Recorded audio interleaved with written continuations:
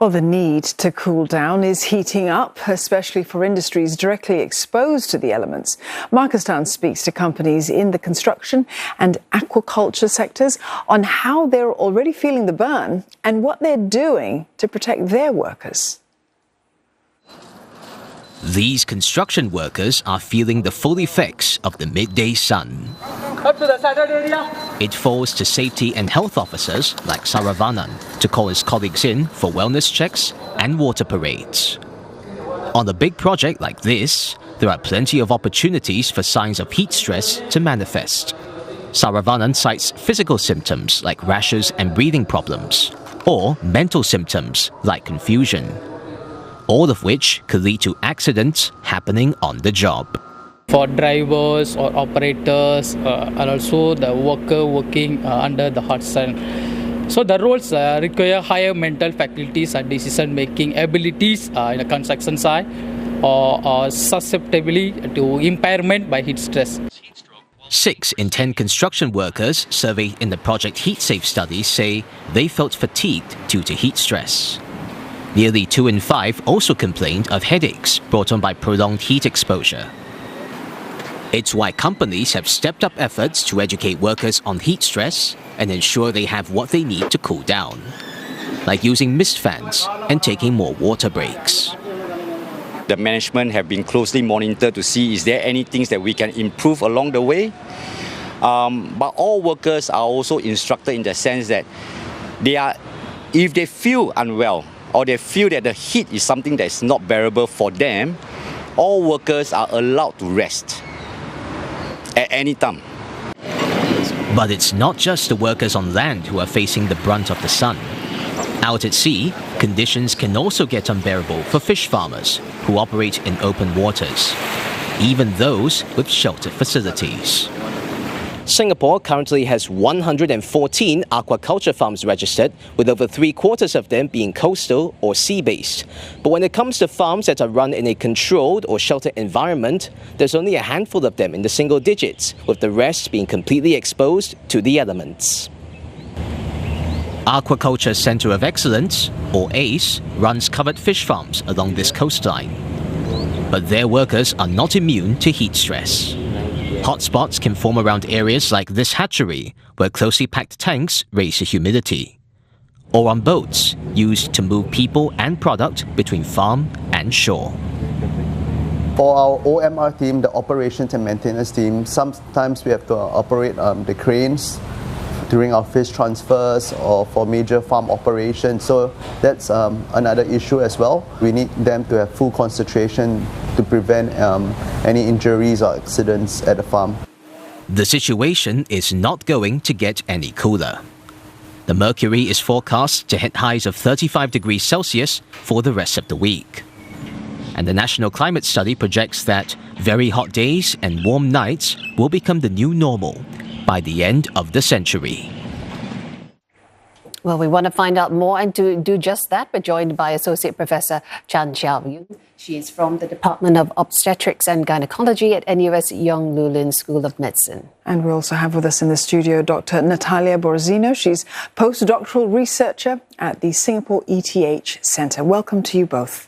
Thank you very much for having us. Dr. Borzino, let's begin with you and talk about the differing perceptions between employers and employees here, because we understand that 70% of employers who were surveyed did not feel that these productivity losses of workers because of heat stress represented a problem at all for their companies.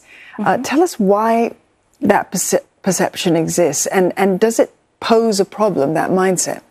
Yes, so our study showed that employers have a low level of awareness about how heat affects workers' health, well-being, and productivity. So these pose problems because they don't act or don't put into place measures that could improve the situation of workers. So one of the things that could be done in order to solve this issue is, first of all, educate the workers and employers, both of them, about the heat impacts and productivity impacts as well during working hours.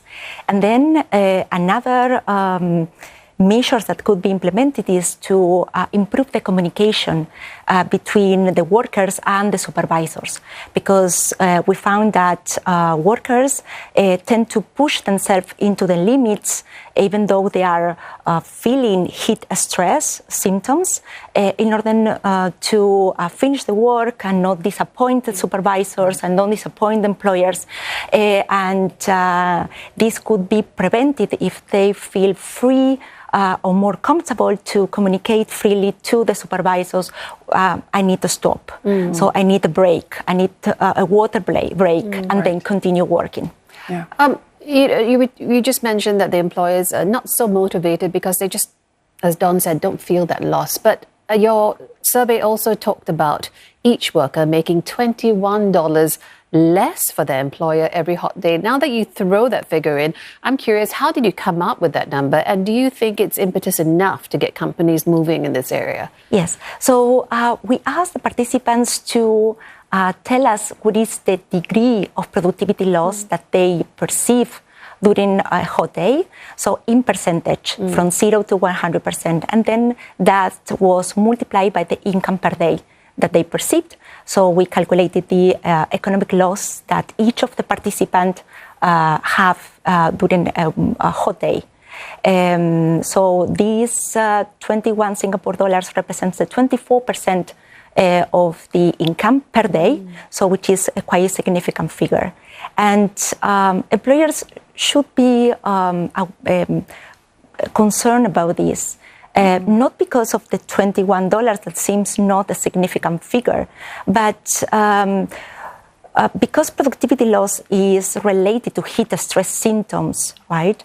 Having into consideration this or be aware about these health symptoms can prevent, for example, delays in the schedule of the project, of the continuation of the completion of the projects, and also can prevent incidents at the workplace. And we know that every time that there is an incident, all the construction sites needs to be cannot continue to work. It will be under investigation, and that can have severe issues and safety issues, and also and also that could cost a significant amount of money for the employers. Yeah, there certainly is a cost. Professor Chan, let's bring you in on the conversation now and talk about another aspect of heat stress, because beyond productivity being affected, the study also found that all of this extreme heat is also associated with an impact on fertility, on a lower sperm count specifically.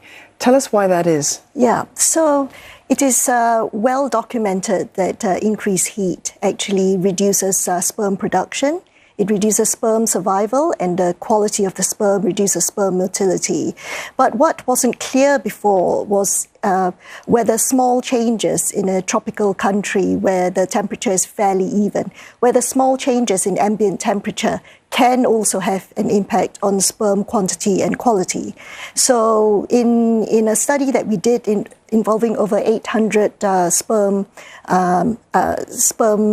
samples, we found that the quality and the quantity of the sperm that was produced was linked to whether the men were exposed to extreme heat conditions in the last 75 days, because that is the time it takes for sperm to be produced and to be in the ejaculate.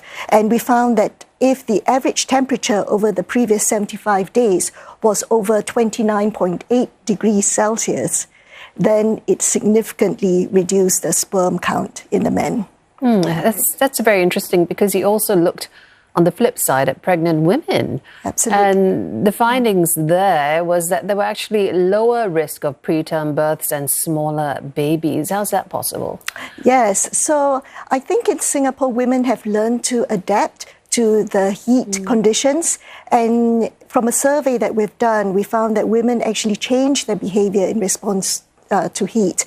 And we speculate that when the weather conditions involve extreme heat, that women perhaps seek more shelter, switch on the air conditioning more, spend less time outdoors, and as a result, they actually could lower the risk of preterm birth. And the effects were actually quite dramatic. There were about 40 to 50% reduction in preterm birth. A quick final question for you both. We're running out of time. We could talk a lot more about this, but Dr. Borzino, temperatures are just going to continue to rise in Singapore and around the world.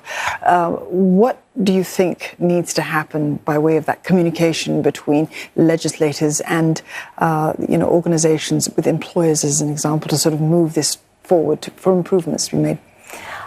We believe that it's important to create a working group that combine legislators, agencies and ministries, employers, companies, and also researchers, because we could provide scientific evidence to when we measure the different health and well-being and productivity effects of heat on workers, but also we can test different measures that could be implemented to improve the situation.